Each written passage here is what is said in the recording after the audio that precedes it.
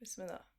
Assalamu alaikum, everyone. Hello, and welcome back to another episode of the Sister Station podcast with your host, me, Mu'mina Koleosho, a Nigerian, Yoruba, Muslim, multi award winning writer, journalist, content creator, and youth advocate based in Scotland, who uses storytelling to amplify the voices of Black and Muslim women.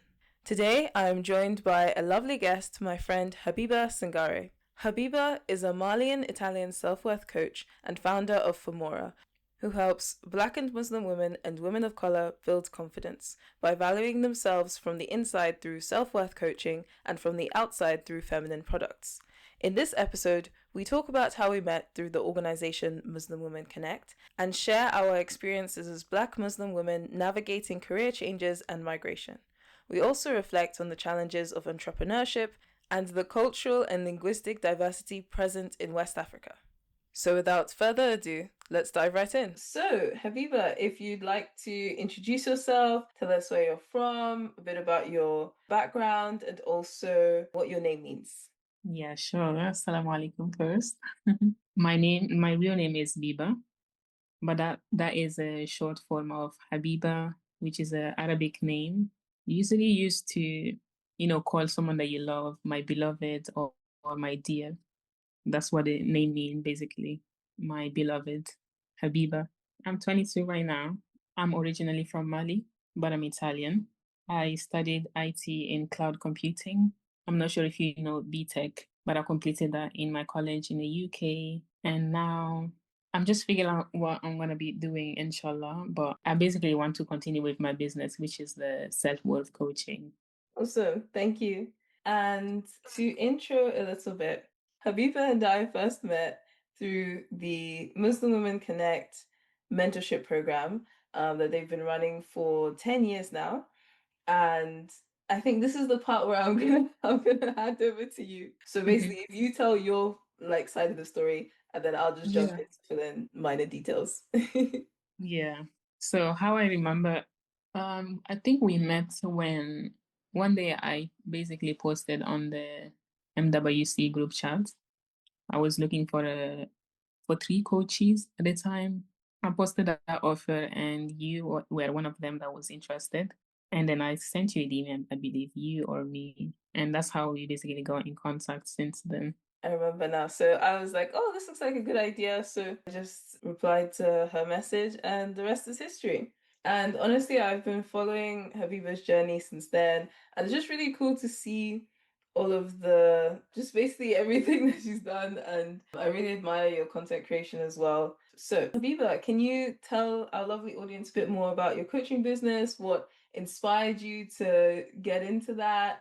And a bit about your background before, because I know that you weren't always into coaching and business and stuff. That's a very long story. I'm gonna try to, structure my thought. No, no, don't worry. Like you can tell the Yeah. whole thing. I will edit it Okay. if it's too long. It's fine. So the coaching is not something that like I decided, it was in my mind before. I moved to the UK after I finished my high school back in Mali, which is my country. I was studying IT because I thought that was, what I was into. I used to love computer, anything technology. So I started, computing. But as I was doing computing, at the same time I was doing other stuff, at the side. I usually love learning about a lot of topics, like skincare, hair care, anything that has to do with feminine wellness. And I later also discovered that I was so much into self development and psychology. I'm a psychology type of person, basically. But yeah, as I was learning a lot of these things, I started to notice I was so passionate about this topic. It was the topic like I could talk for hours. And one day I decided, to open an account and post about skincare and hair care, anything that has to do with women. I did that for a bit, but then I stopped because I thought I didn't have the equipment, the nice videos and stuff like that. So I stopped that. I still have the page there. And after, I think my mind was just opening at the time because I didn't know so much things. I didn't know about, making income online. I started to learn about that too. And I saw that people were doing it. basically in my head, I did know I wanted to do business. I didn't see myself like working 9 to 5 for a long term. And yeah, I started to see people actually, was doing the online business thing quickly. A lot of young people. In my head at the time, I was thinking I needed to do my business until I have all the money. So it was not like a right now thing. When I see other people starting it, that's how I was like, okay, let me give it a try. I started with digital marketing. I started to learn about these things. I bought a course as everybody was doing, and I started doing that too. But I was unsure which niche to focus on because I had quite a lot of interest. So, because of that, I think I just went with the digital marketing. I was teaching what I learned in that course to other businesses that might need it. But then I think just a few months, it wasn't clicking with me, it was not something for me. And so I just take a break. I remember it and I told that to my people on the Instagram. I'm gonna do like a rebrand and just focus on, what I actually like. This is how I started to do a lot of like self-discovery stuff, trying to see like what exactly I'm good at. Because at the time I felt like I wasn't good at anything. I was just I just knew a little bit of everything basically. But then I went to the library once. It was just like a random thought that came to my head. I went there and I I didn't know that I could like learn about the things that I always wanted until I was there. I saw all the topic that I really wanted to learn more about. For example, hair and skin, as well as coaching too, and also self-development. It's with one of that self-development book. It was called The Art of Possible. Yeah. That book helps me a lot to learn a lot of things about myself.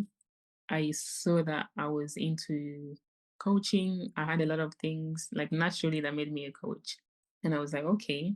But at the time, I had the mindset that coach is for like old people when you are in your 30s. And so I was like, let's do that later.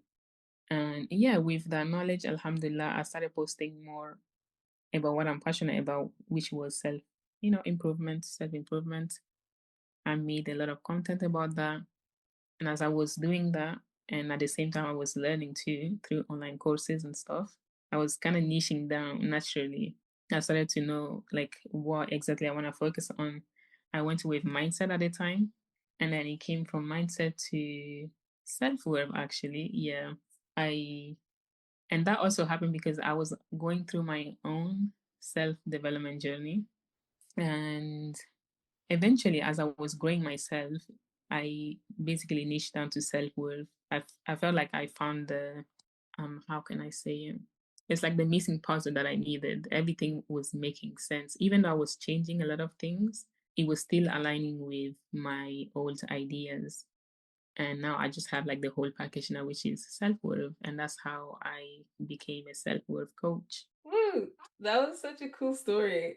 Thank you. And Mm. what I'd like to ask is that in over the course of this journey, what would you Mm. say has been the most rewarding part of starting your coaching business and pursuing Mm. that? And also, what would you say on the other side has been the most challenging? I think one of the other reasons why I ask is because whilst you were telling your story, I remembered that one of the Mm. reasons why we kind of clicked when we first met was because when you said that you had a background in IT, and I was like, Yeah. oh, I also study computer science and don't Yeah. do that anymore. So I thought it was quite Mhm. interesting that we've both gone on a similar journey of, pivoting and changing paths. So Yeah. what have you enjoyed in that process and what's been some Hmm. challenges you had to overcome? Beautiful question. Um, what I enjoyed in this journey, I think it's really the growth, the woman I became, the wisdom I got from, this journey. I think it also opened up my mind a lot because there were a lot of things that I didn't know was possible. But when I basically started to like follow what I wanted to do, the coaching, I learned a lot of stuff. And it kind of feel like I'm also learning secret, like how I can actually be successful as a Muslim woman, and actually make money online because these were things that I did not really believe, especially with the background that I have, and nobody does that. So it kind of makes me feel like that special or unique person in my, environment. So yeah, that was really the most beautiful things that I got from it. And probably the most challenging one is, I would say, the fact that you have to work really hard, not so hard, but there's a lot of things that you have to do, and a lot of time, especially with the business stuff, it takes time for you to actually see results or to actually get where you exactly want to get. That can take time, it can take years. And sometimes it's just hard, like when you're doing a lot of work and you're not saying nothing. It's like you're, just doing something and you're not sure if it's gonna work or not. No, But that makes yeah, sense. I guess there is yeah, a lot of sort of risk taking and yeah. things that you have to just explore and figure out as you go along. Mhm, And yeah, I think that's one part of the sort of entrepreneurial journey that can mhm, be tough. And definitely in my own experience, practically every other day, like sometimes I'll say to people, I'll say, I mhm. kid you not, on a daily basis, I'll ask myself, do I really have to do this thing? I think I'm just gonna give Yeah, so sweet. I'm just going to pack my bags and go home. I'm tired. Yeah. But you Yeah, honestly just I have get to you. keep pushing through because I think the work that you're doing is really amazing and Mhm. we just have to keep going. Yeah, I've got one more to add to that too. So I think another thing that was, especially for me, was the hardest part is the fact that um, even with all these dreams and ambition and all the things that I want to do, and I also feel like right now I have so much clarity. I feel like the hardest things for me is being patient with my current reality, especially the financial side, because it just feels like you know what you want to do, you have clarity on the things you want to do, but then you have to wait for some opportunity to come. For example, right now at the moment, I would like to probably, take care of all the finances, especially for the business and for my own growth. But again, I wasn't able to do that when I was in the UK and even here right now because I was looking for a job for a really long time, but still like, didn't get quite I was working at the time, but at that time I wasn't in so much into the coaching. But it's kinda hard with that reality. That Yeah. makes sense.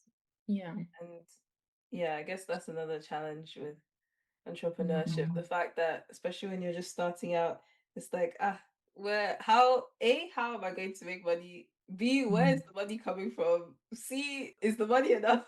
It's just all these kind of financial questions that you'll be asking. Yeah. And it's like, when are you going to reap the fruits of your labor? Mhm.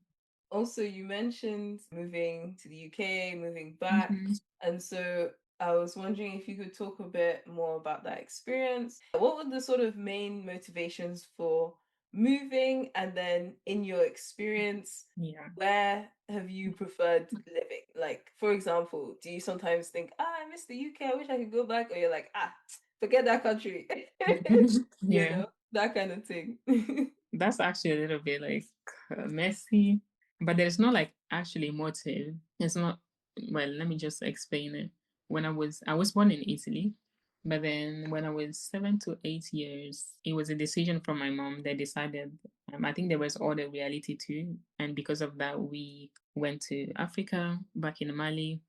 And I asked them and I heard something like he allow us to basically know our culture and also know the language, stuff like that. It was also more easier. So that's how I went to Mali. But then I spent almost like 10 years there. And I came back to Italy to study for a year. And that was because I needed to do, my residence and get my citizenship. For that to be done, I needed to be basically in Italy. So that's how I came here and studied for a year with my parent and my sibling. But then I went back to Mali again to finish the school you do before you go into university, the exam. I was supposed to do that. I did that there. I didn't pass because I skipped 1 year and I was basically trying to catch up with 1 year and at the same time doing the last year. Oh no. Yeah, it was just crazy. But I didn't pass that exam, and that's how my dad also made a decision. And he just told me, like, you have a cousin in England, you're gonna go and study there, study in Europe is better than, back in the country, it's not so good. And I was like, okay, it's not bad. I'm open to it. But I think it was better for us to just retake the exam. But that's how I came to the UK anyway. And then I came to the UK. I had to study English again in the college. So I went back again to do all the study. Yeah, that's how I studied the English. I did all like the necessary English in 1 year because I was already good in English.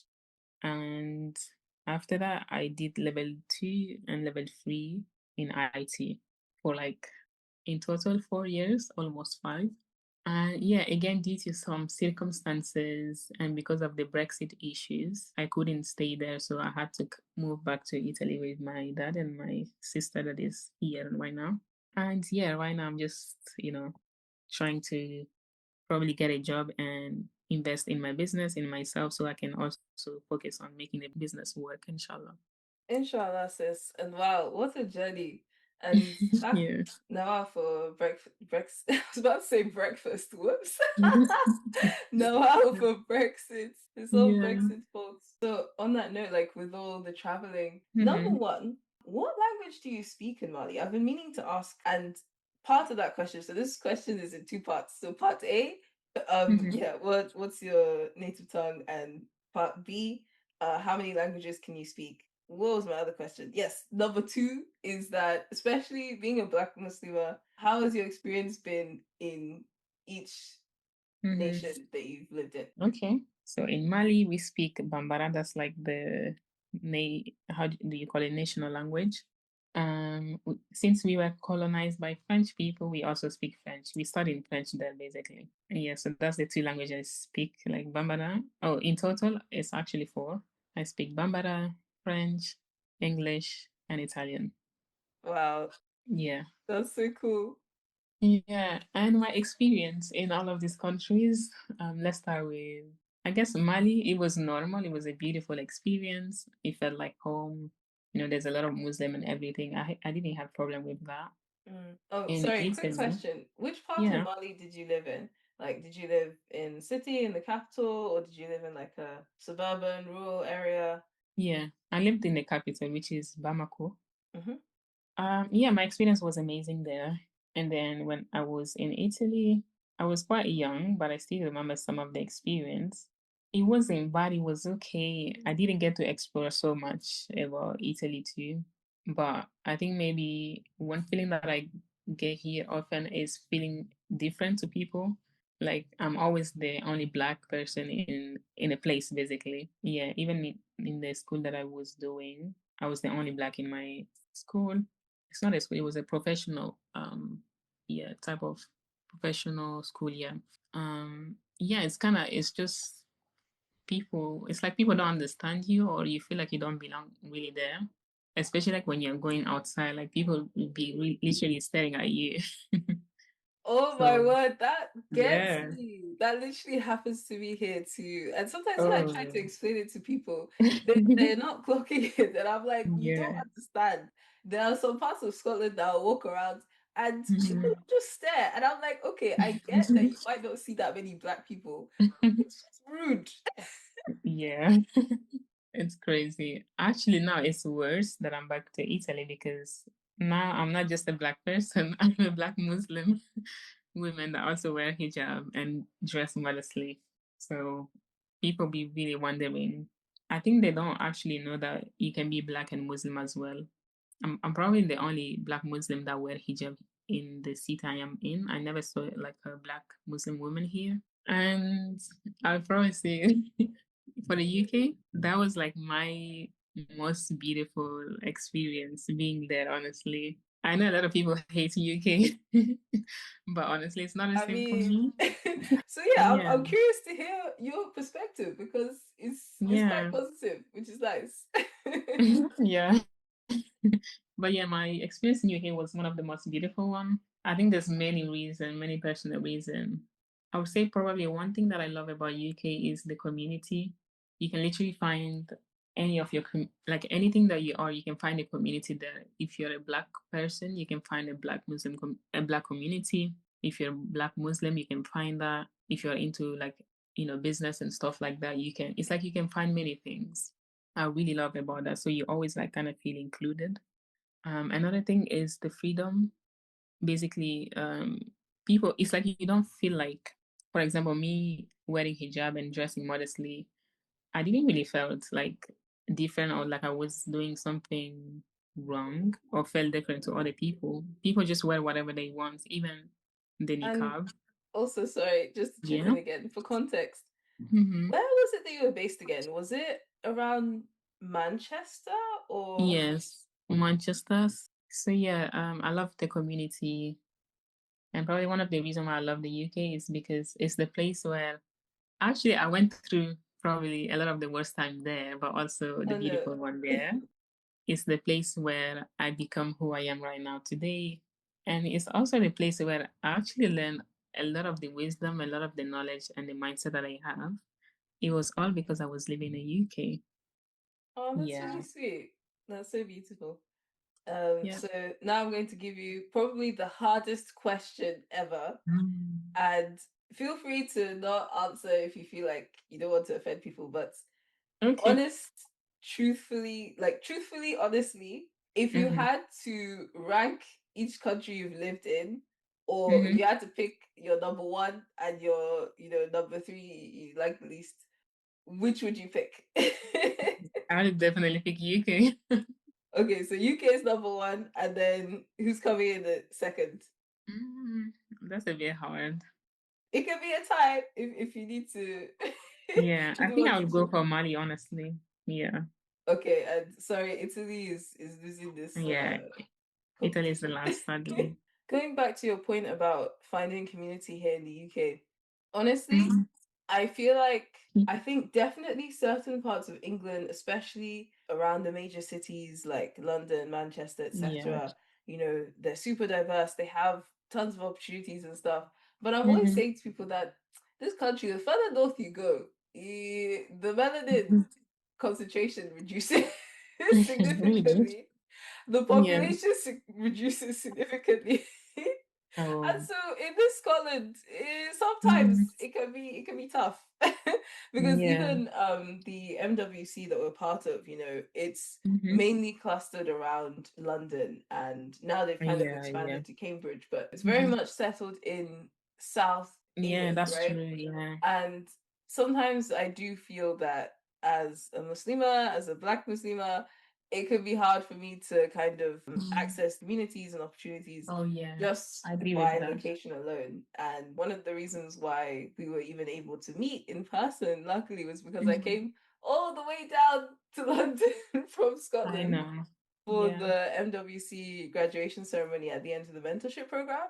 But Mm-hmm. if I didn't have the means and I wasn't able to travel as much as I do, then I feel Mm-hmm. like I would miss out on a lot, And Yeah. I think that's why any sort of opportunities that I do find on this side of the border, and Mm-hmm. also just trying to sort of start my own community and Yeah. really connect with other Black and Muslim women and women of color Mm-hmm. up here, it's just really important to me because I know how long I have been struggling to find people, and I'm like, Yeah. it would be nice if that process wasn't as tough. Yeah, I agree with that, honestly. Yeah.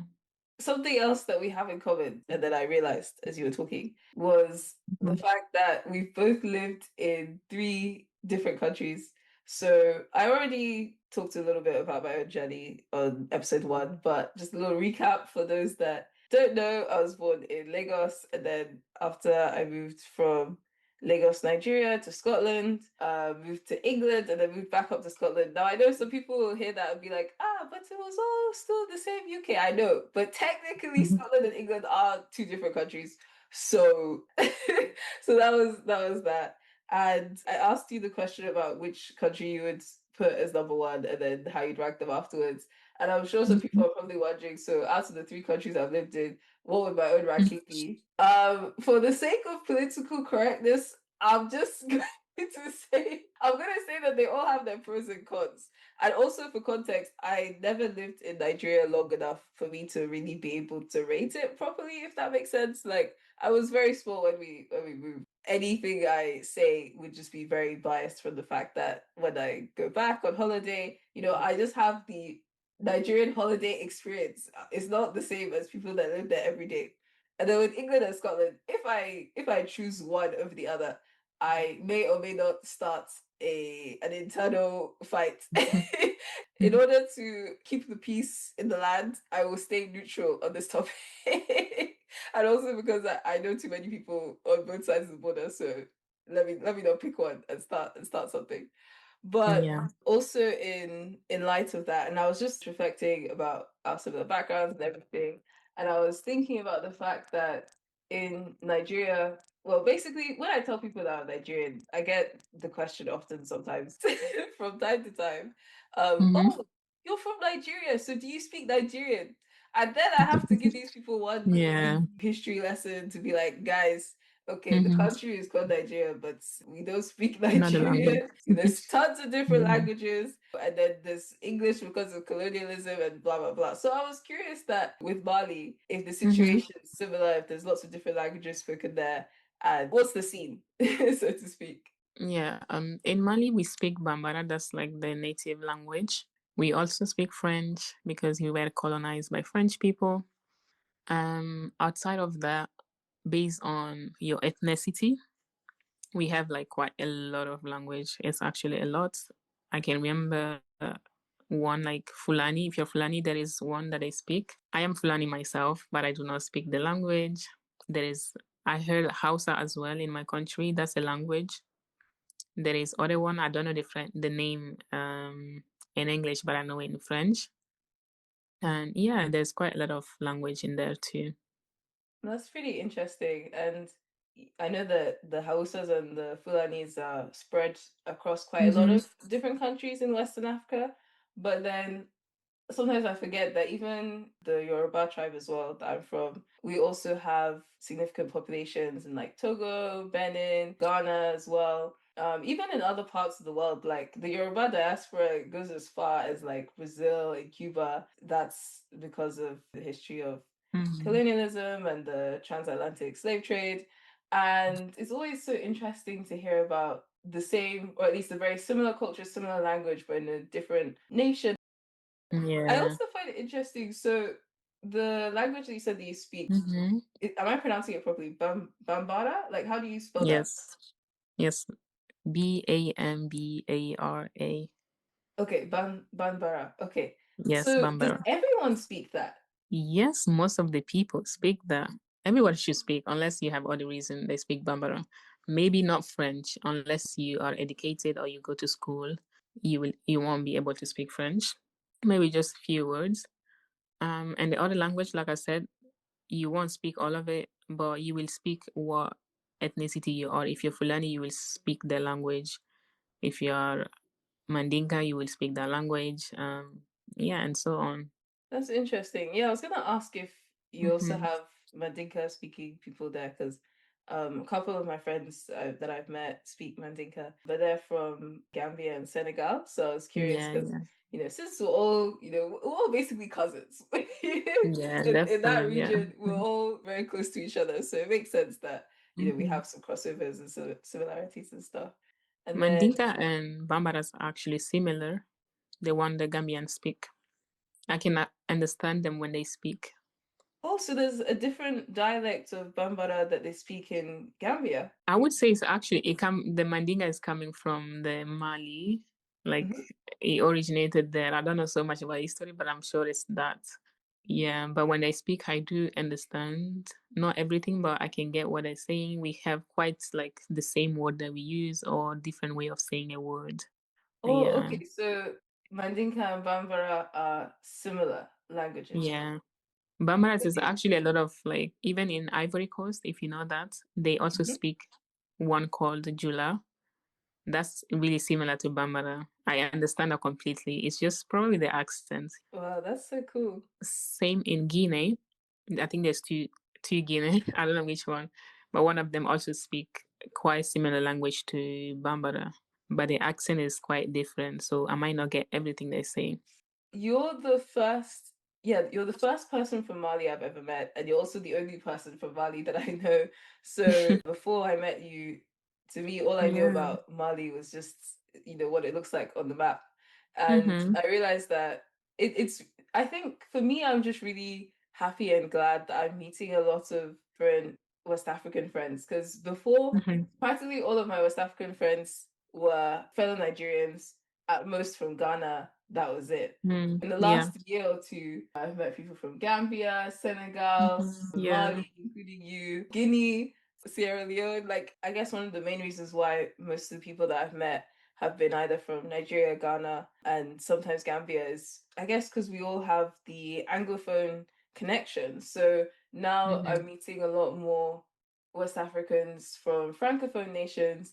And yeah, it's just really interesting and nice to like hear more about our different cultures and experiences. I really like that. And I think it's going to be quite fitting because, again, I'm not too sure yet in terms of scheduling. When this episode comes out, it's going to be Black History Month. This time of year, especially, it's really nice to celebrate our heritage and our different cultures that make up our Black African diaspora. So before we sign out and we bring this episode to a close, two more questions. Number one, can you Yeah. recommend a book that you like and you think that everyone should read? And this is fiction or non-fiction? Because I remember you did mention that you did quite a lot of research and stuff when you Yeah. were exploring your coaching business and stuff. So if potentially there were any books that you read in that time as well that stand out Mhm. to you, the floor is yours. Okay. I don't really read so much book, but I have read some books before, most of the time in libraries. But I will definitely recommend one of them. I'm just trying to remember them. Something Mind Workouts. It's a couple of, it has some weeks in it. Yeah, that I would definitely recommend that book because it changes a lot of, like the way you think. Googling it right now. Is it okay? Yes, I found it. The Mind Workout: 20 Steps to Improve Your Mental Health and Take Charge of Your Life by Mark Freeman. Yes, it's that one. Yeah, The Mind Workout. It's quite an old book, I believe, but it's really good. Hmm. And I guess the final question before we close out, one piece of advice that you could give to your younger self, what would it be? That's a tough one. I will tell her to not take so much on her, to take things easy, to give herself grace. I will tell her to work on her confidence, but ensuring that it's not dependent of external stuff. Yeah, I will also tell her to try to go through her hard times with while having faith in Allah. Yeah, I think that's the advice I would give to my younger self. Sounds Yeah, good. and maybe Oh, also you have another point. learning. Yeah, I will advise her to learn about her value and validate her own value and try to live like she is valuable, basically letting her life reflect her worth. Sounds good. But yeah, thank Yes. you again, Habiba, for joining me on this episode of the podcast. Thank you for sharing your story and for sharing such beautiful advice. You can find Habiba on Instagram, coach_Habiba with two A's. I'll add a link to her socials in the description and also a link to Muslim Women Connect so you can check out their programs and their community and also a link to the book that you mentioned. And that is a wrap for today's episode. Thank you for tuning in. Please don't forget to follow, like, share, download, subscribe, and rate the podcast on Spotify, Apple Podcasts, or your preferred streaming platform. And you can also find us on LinkedIn and Instagram at Sister Station Podcast. And you can also find me, your host, Mutmana, on LinkedIn and Instagram at Mina's Musings. And finally, thanks again for tuning into this episode. I hope that you come back for more. But until then, Assalamu alaikum and bye.